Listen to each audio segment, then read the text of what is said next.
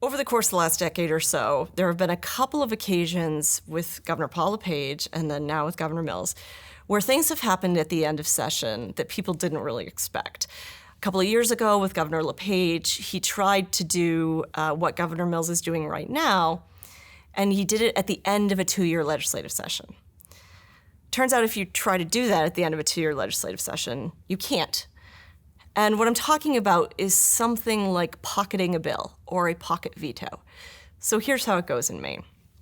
Maine has a 2-year legislative session. We meet in the first year sometime from January to July, and in the second year, January to April. Typically, when a governor vetoes a bill, the legislature has an opportunity, right, to override or to sustain that veto. If at the end of session, right, the governor gets a bill into her possession, the legislature, it's gone. They're out, they're done. So they don't have an opportunity to potentially override. In between the first and second session, so the first year and the second year, that does not result in a pocket veto. It results in what I like to call a zombie bill. The bill just kind of hangs out on the governor's desk until the legislature comes back. If they come back for more than 3 days and she doesn't veto the bill, then it goes into law without her signature.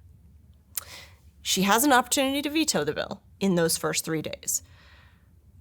It's really interesting because then at the end of next session, if she did the same thing, right, the legislature goes away, she's got a bunch of bills on her desk, she decides she doesn't like them, that's a pocket veto.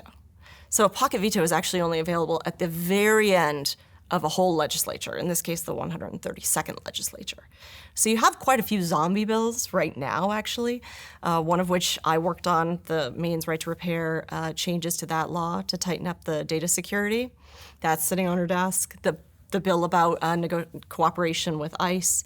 There was a ghost gun bill that I'm not particularly familiar with, but I know that was on her desk.